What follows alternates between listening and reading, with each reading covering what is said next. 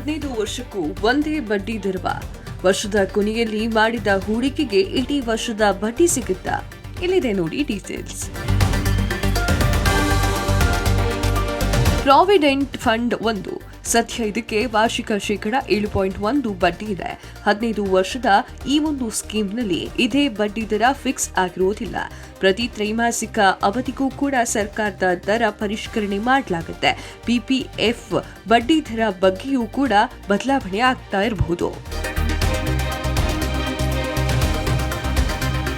ಸರ್ಕಾರದಿಂದ ನಡೆಸಲಾಗ್ತಾ ಇರುವಂತಹ ಸ್ಮಾಲ್ ಫೈನಾನ್ಸ್ ಸ್ಕೀಮ್ಗಳಲ್ಲಿ ಪಬ್ಲಿಕ್ ಪ್ರಾವಿಡೆಂಟ್ ಫಂಡ್ ಎಂಬುದು ಸರ್ಕಾರದಿಂದ ನಡೆಸಲಾಗುವಂತಹ ಉಳಿತಾಯ ಮತ್ತು ಹೂಡಿಕೆ ಯೋಜನೆಯಾಗಿದೆ.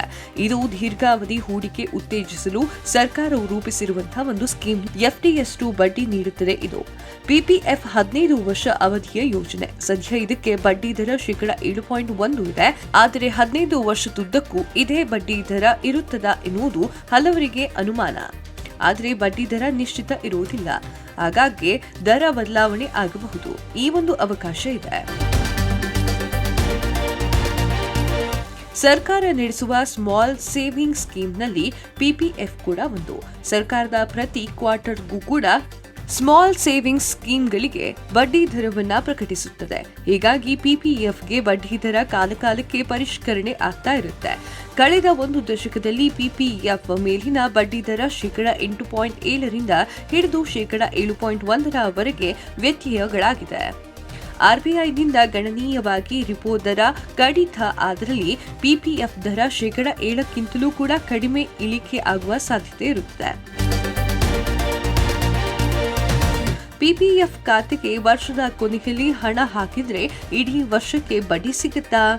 ಪಿಪಿಎಫ್ ಯೋಜನೆಯಲ್ಲಿ ವರ್ಷಕ್ಕೆ 1.5 ಲಕ್ಷ ರೂಪಾಯಿ ಹೂಡಿಕೆ ಮಾಡಲು ಅವಕಾಶ ಇರುತ್ತದೆ. ಒಮ್ಮೆ ಬೇಕಾದರೂ ಹಣವನ್ನ ಹಾಕಬಹುದು ಅಥವಾ ವರ್ಷಾಂತ್ಯದ ವಿವಿಧ ಮೊತ್ತಗಳನ್ನು ಕೂಡ ಡಿಪಾಸಿಟ್ ಮಾಡಬಹುದು.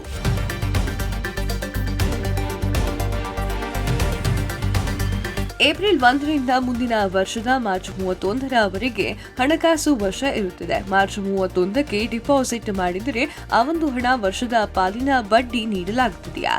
ಆಗುವುದಿಲ್ಲ. ಪಿಪಿಎಫ್ನಲ್ಲಿ ಠೇವಣಿ ಹೇಗೆ ಜಮಾ ಆಗುತ್ತೆ ಅಂತಂದ್ರೆ ಅದಕ್ಕೆ ಬಡ್ಡಿ ಹೇಗೆ ಪರಿಗಣಿಸಲಾಗುತ್ತೆ ಎಂಬುದು ಬೇರೆಯ ಲೆಕ್ಕಾಚಾರವಾಗಿರುತ್ತೆ. ಯಾವುದೇ ತಿಂಗಳ 5ನೇ ತಾರೀಕಿನಿಂದ ಹಿಡಿದು ಆ ತಿಂಗಳ ಕೊನೆಯವರೆಗೆ ಪಿಪಿಎಫ್ ಅಕೌಂಟ್ನಲ್ಲಿ ಅತಿ ಕಡಿಮೆ ಬ್ಯಾಲೆನ್ಸ್ ಇರುವುದನ್ನು ಬಡ್ಡಿಗೆ ಪರಿಗಣಿಸಲಾಗುತ್ತದೆ. ಉದಾಹರಣೆಗೆ ಏಪ್ರಿಲ್ 5ಕ್ಕೆ ನೀವು 20,000 ರೂಪಾಯಿ ಠೇವಣಿ ಇಡುತ್ತೀರಾ. ನಿಮ್ಮ ಪಿಪಿಎಫ್ ಅಕೌಂಟ್ನಲ್ಲಿರುವಂತಹ ಮೊತ್ತ 1,70,000 ಆಗಿರುತ್ತದೆ.